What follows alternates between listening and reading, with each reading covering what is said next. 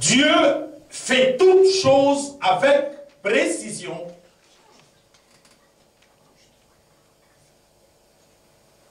Ah non, 2 coudées et demi. Donc, nous devons ajouter ici 20, 27 et demi. Ça veut dire 2 coudées, 37,5 mètres. D'accord? Ça, c'est la longueur. Parce qu'une coudée est égale à 55 cm. D'accord? Voilà, une coudée. Je vous avais dit l'autre fois, je vous ai fait rire. Voilà, une coudée, c'est-à-dire que la mesure de là jusqu'à là est égale à 57 cm. Donc 2 coudées est égale à 110 cm. Une demi-coudée, 2, et le calcul donne la longueur de l'arche qui doit faire 1,375 m. Sa largeur d'une coudée et demie. Une coudée 55 cm plus 27,5, ça nous donne 5, 2, 8. D'accord? La largeur de la coudée. Donc nous mettons ici longueur, largeur. On a trouvé combien? 82,5. Hein?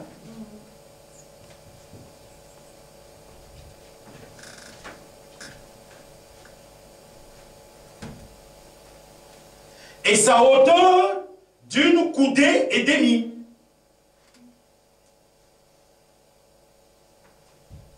Hauteur. Une coudée et demie, c'est combien?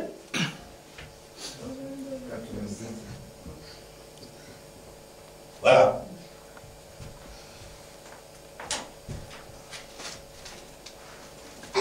Tu la couvriras d'or pur. Tu la couvriras en dedans et en dehors. Et tu y feras une bordure autour. Pourquoi l'arche devait être en or, en dedans et en dehors? C'est fait de bois d'acacia, mais il faut plaquer de l'or en dedans et en dehors. L'or est le symbole de l'autorité de la parole de Dieu. L'or est le symbole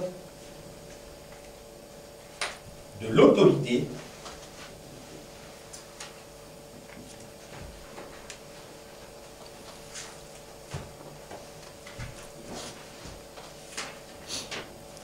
L'or est le symbole de l'autorité de la parole de Dieu.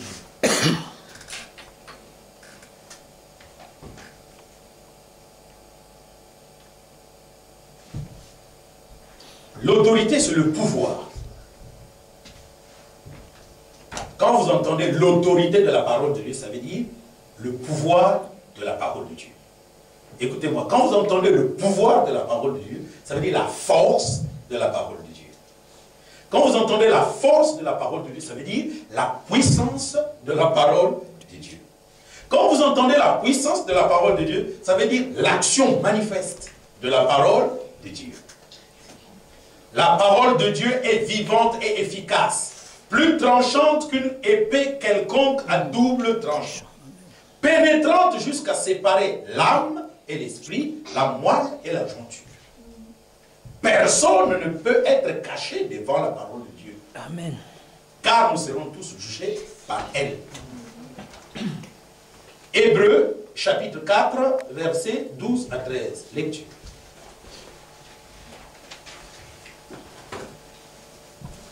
Faites-moi une arche en bois d'acacia.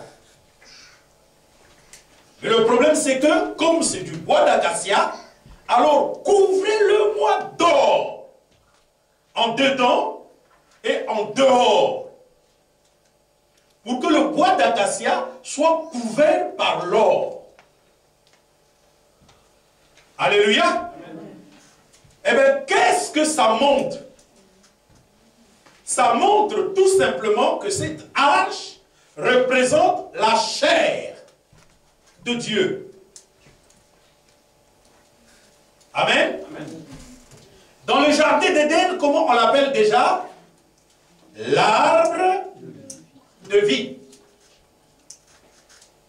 Il était là, dans le jardin d'Éden.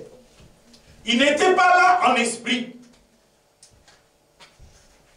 Le Christ, Jésus, était dans le jardin d'Éden en chair et en os. Et son titre ou son appellation était l'arbre de vie. L'arbre de vie n'est pas un nom. C'est une appellation. Jésus a beaucoup d'appellations. Le Père, le Fils, le Saint-Esprit, la lumière de vie, l'étoile du matin, la rose du Saron, le lys de la vallée, l'agneau de Dieu qui ôte le péché du monde, la vache rousse, le bélier de grâce, l'élu, la pierre angulaire, l'apôtre. Il a près de 700 noms. Amen. Les 700 noms-là sont 700 appellations. 700 titres. Ça montre son caractère. Mais ces appellations-là ont un seul et unique nom. Jésus-Christ. C'est pourquoi Jean, pour montrer à l'humanité tout entière qui est l'Antichrist, il dit, tout homme qui ne reconnaît pas Jésus-Christ venu en chair, cet homme-là est l'Antéchrist. Qui est l'Antéchrist? Qu'il soit prédicateur, pape, imam, révérend, ancien, bishop, archibishop, tout ce que vous voulez, s'il ne reconnaît pas que Jésus-Christ est venu en chair, Jésus-Christ est venu en chair, pas le Fils de l'homme. Le verset ne dit pas le Fils de l'homme. Amen. C'est ça l'autorité. Le verset ne dit pas le Fils de l'homme. Parce que quand on dit le Fils de l'homme, ce n'est pas ce que ça veut dire. On dit Jésus-Christ, qui est venu en chair. Quand est-ce que Jésus-Christ est-il venu en chair? Quand il est né par Marie. Donc il a existé avant qu'il ne naisse par Marie. Si vous ne le croyez pas, vous êtes l'Antéchrist. Oui, frère? Oui.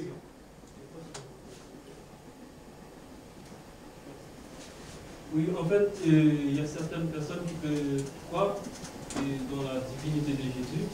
Par exemple, il est venu en chair, mais il croit qu'il ne croit pas que Jésus-Christ lui-même représente Dieu.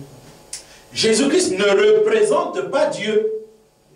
Jésus-Christ est Dieu. Voilà, mais en fait, il y a certaines personnes... Non, non, non, nous n'avons pas besoin, frère, de ce que certaines personnes pensent.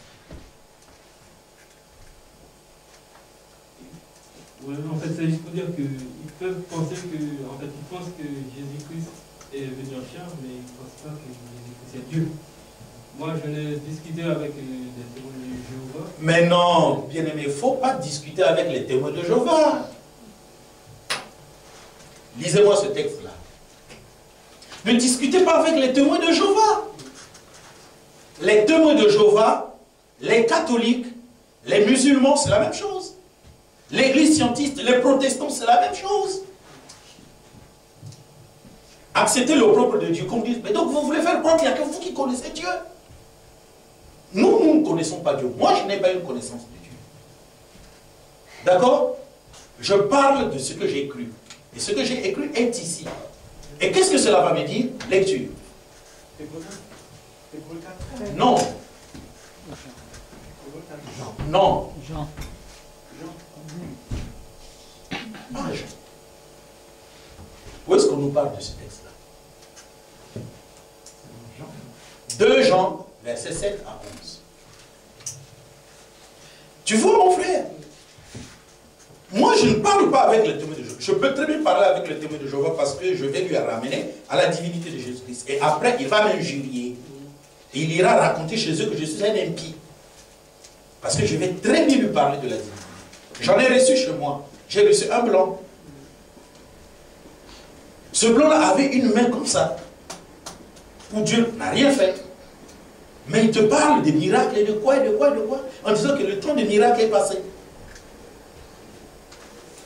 Donc nous sommes au temps de quoi?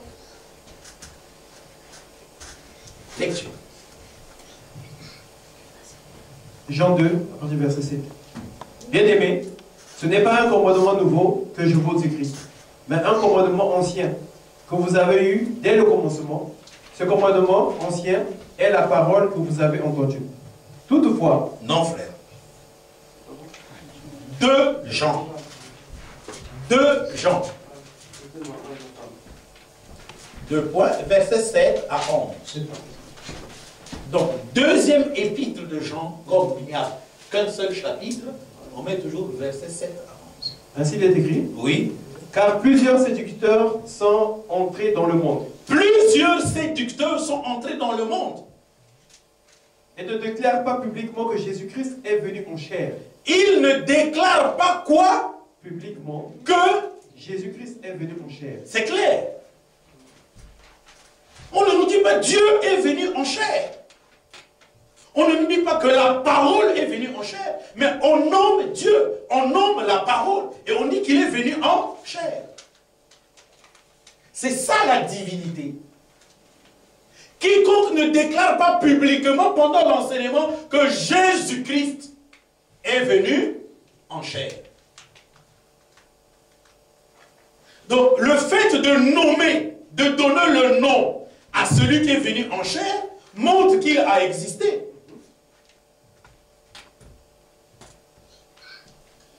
Le problème est très clair. Reprends mon frère, bien-aimé.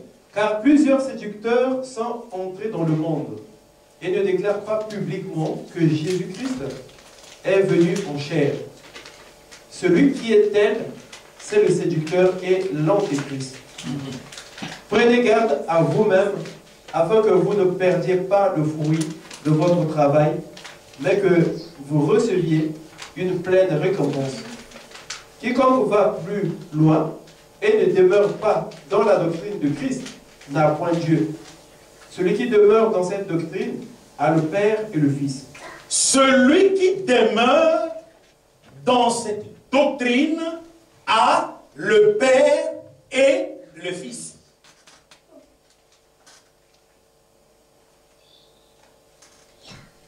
Dans quelle doctrine?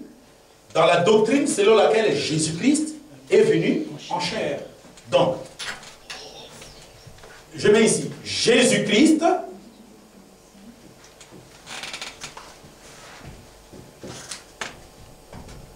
venu en chair, c'est la parole venue en chair, n'est-ce pas?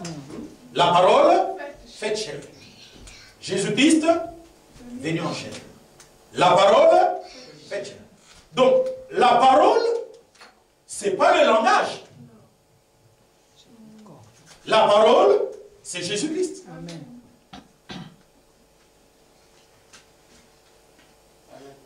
Et Jésus-Christ, dans le jardin d'Éden, est appelé l'arbre de vie. Il était là, au milieu du jardin. D'accord? Et quand l'homme a péché, il a dit, mettez-moi un chérubin à droite, un chérubin à gauche, avec leur épée foudroyante, pour empêcher à Adam de venir, d'avancer la main vers l'arbre de vie. Parce que Adam pouvait venir et demander l'évangile, Christ lui donnerait l'évangile, parce qu'il est père, il ne peut pas le lui refuser. Il a dit, mettez-moi 2 chérubins. Je ne veux plus voir Adam venir vers moi. Quand il viendra, je lui donnerai la vie éternelle. Là où il est, il Donc si on ajoute la vie éternelle, ça sera quoi? L'enfer, non? Non, pas l'enfer. Oui, l'enfer, que Dieu te bénisse. Ça sera quoi? Un scribe à qui vous enseignez l'évangile, il sera semblable à une malle dans laquelle on sort les vieilles choses et les nouvelles choses. Vous comprenez? Une personne dans laquelle il y a et les vieilles choses et les nouvelles choses, c'est une personne qui n'a pas de nouvelles choses. C'est une personne mélangée. Il y a les vieilles et les nouvelles. Qu'est-ce que vous trouverez là-bas? Les vieilles choses? Non. Parce qu'il y a les vieilles et les nouvelles. Les nouvelles? Non. Parce qu'il y a les vieilles et les nouvelles. Donc c'est un... Il est ni chaud, ni froid. Et celui qui est tiède, qu'est-ce que Dieu fait? Je les vomirai de ma bouche. Alléluia. Alors, la chose devient importante, mes frères. Souvenez-vous. Faites-moi une arche de l'alliance. Or, tant que nous savons que l'arche de l'alliance représente Dieu, eh bien, Dieu est en train de nous faire l'anatomie de Dieu. Nous sommes d'accord. Et Dieu, il est composé de quoi? Eh bien, d'un bois d'acacia, frère. D'accord? Parce que dans le jardin d'Éden, il était l'arbre de vie. Et lis-nous Luc 23, verset 31.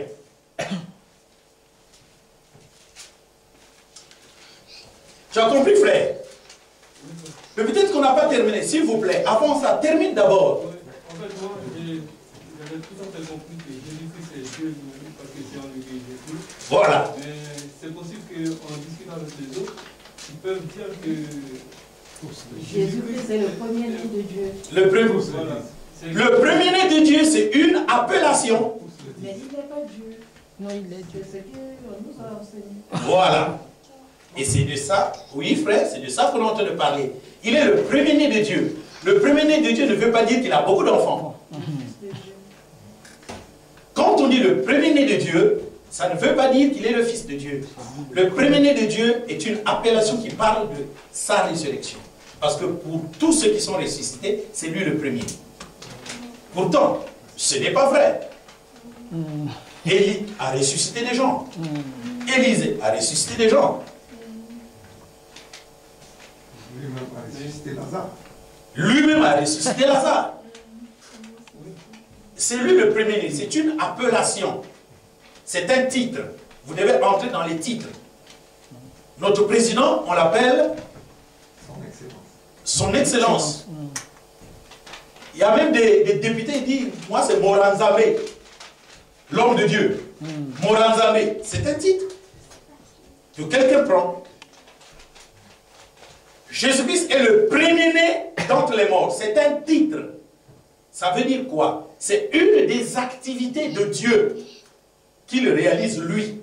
Quand on dit il est l'arbre de vie, ça ne veut pas dire que c'était un goyavier qui donnait... Non, l'arbre de vie. Donc, c'est lui qui donne la vie. Ça ne veut pas dire que c'était un arbre. Non, ce n'était pas un arbre, c'était un être humain. Son nom était Jésus-Christ. Mais son appellation était l'arbre de vie. Termine un peu ce verset-là. 2 Jean, verset 7 à 11. C'est là où il y a l'interdiction de ne pas parler avec ceux qui ne croient pas cette doctrine. C'est interdit de parler avec eux. Parce qu'ils vont vous déranger dans votre foi.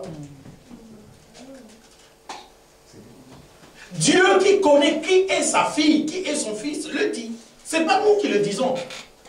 Moi, je discuterai bien avec n'importe qui sur cette terre. Sans problème. Et ils ne me prendront jamais ce que moi je crois. Parce que je sais que ce que je crois, c'est écrit. Et ce qui est écrit, je l'ai compris. Ce qui est compris est parfait. Mais Dieu donne la prescription, il dit, ne parlez pas avec les témoins de Jéhovah. Ne parlez pas avec les musulmans. Ne parlez pas avec les protestants. Ne parlez pas avec les catholiques. Ne parlez pas avec les pentecôtistes. Tous les pentecôtistes citent le nom de Dieu en toutes choses. Mais dans leur tête, il y a la Trinité. Amen. Donc c'est un piège pour les vrais enfants de Dieu. Dans cette Bible, le mot Trinité n'existe pas. Mais le mot divinité existe à 3 reprises. Ici. Pourquoi? Si Dieu était une Trinité, cacherait-il qu'il est une Trinité? Pourquoi Dieu qui est une divinité parle-t-il de la divinité dans les textes de la Bible comme... Je parle du mot divinité. Dans Acte 17.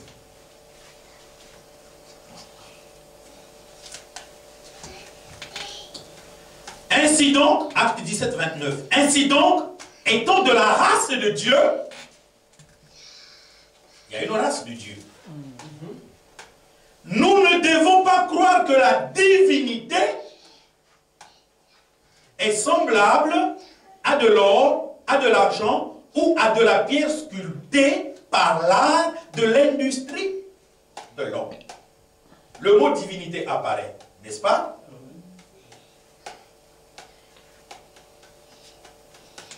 Et on peut fouiller les 3 autres. Romains 1, verset 20.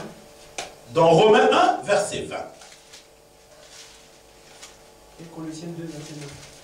Romains 1, verset 20.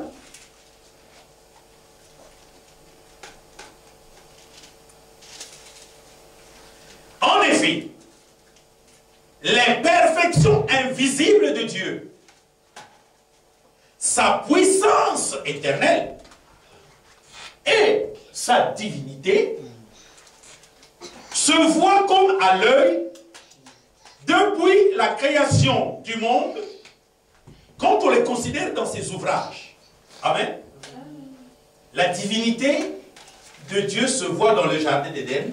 Il était l'arbre de vie. Il y a Colossiens 2 et 9, verset 9 aussi qui nous éclaircit. Colossiens 2, verset 9.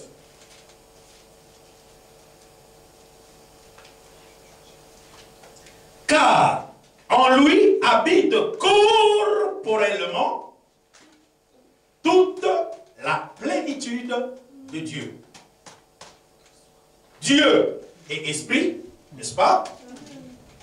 Mais donc, il ne peut pas flâner dans l'air. L'esprit n'a jamais existé en dehors de son corps. Jamais au grand jamais. Parce qu'en lui habite corporellement, on dit bien, toute la plénitude de la divinité. Tout ce qu'on appelle Dieu habite dans le corps de Dieu. Dans le corps de Dieu. Qui a pour nom Jésus.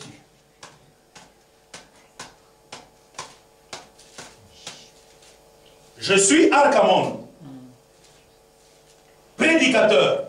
Toute la connaissance que j'ai habite en moi.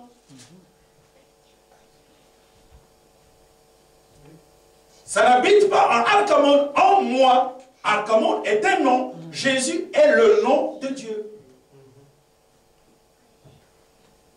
Oui?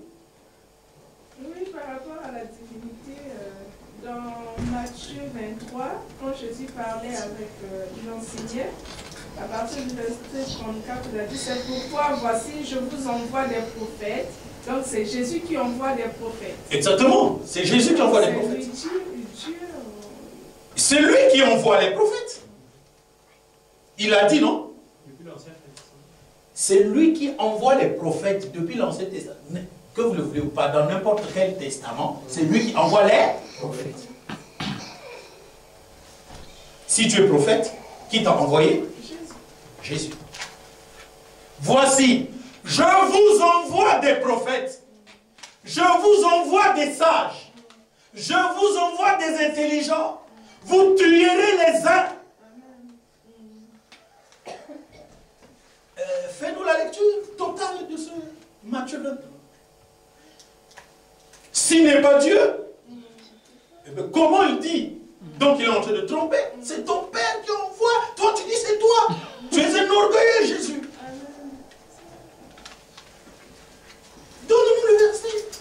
peux nous lire? Matthieu 23.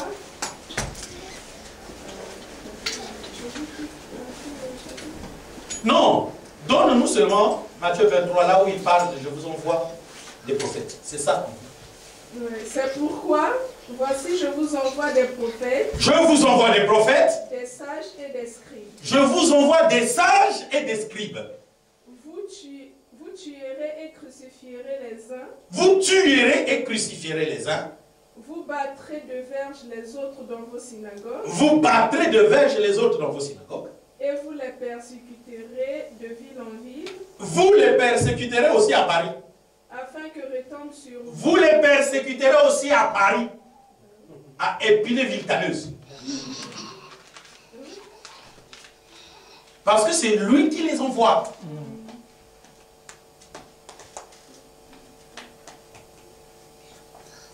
D'accord? Amen. Afin que retombe sur vous tout le sang innocent répandu sur terre. Quand vous persécutez à Épinay-Villetaneuse un prophète, c'est vous qui avez tué Caïn. Oh. Et c'est vous qui avez tué Abel. Oh, nous on n'était pas là. C'est Caïn. Mais oui, tu es un descendant de Caïn. Allons-y.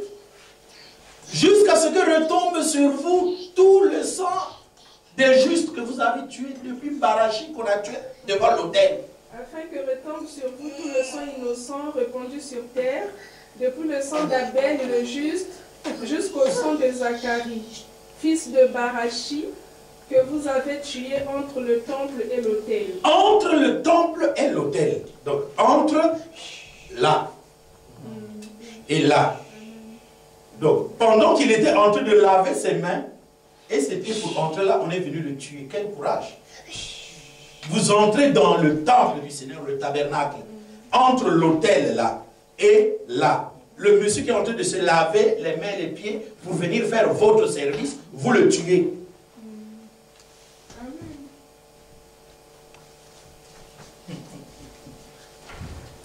Amen. Amen. Vous comprenez mes frères?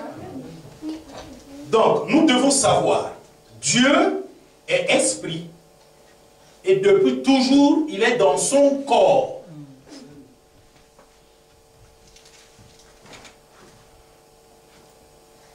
Et il n'a pas plusieurs corps. Il a son corps dans lequel vit l'esprit. C'est pourquoi on dit, en lui, en qui? En Jésus-Christ.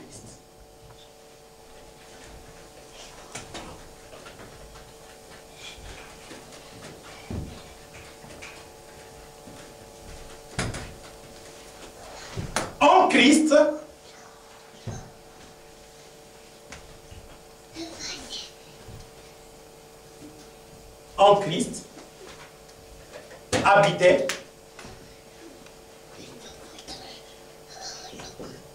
corporellement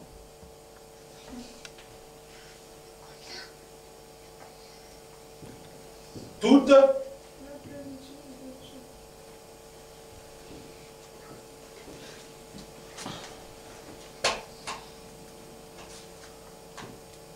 de Dieu. D'accord?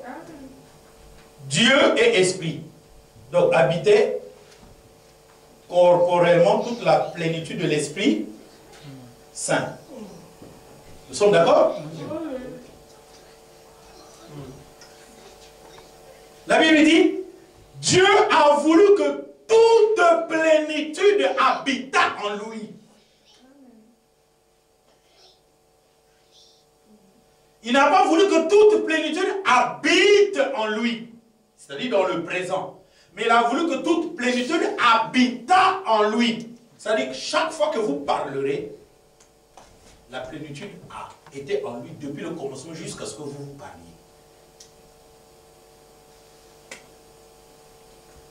Amen. Amen. Il y a l'éternité passée, l'éternité future. Éternité future, éternité passée. Ici, c'est le présent. Ce qu'on appelle le temps et l'espace.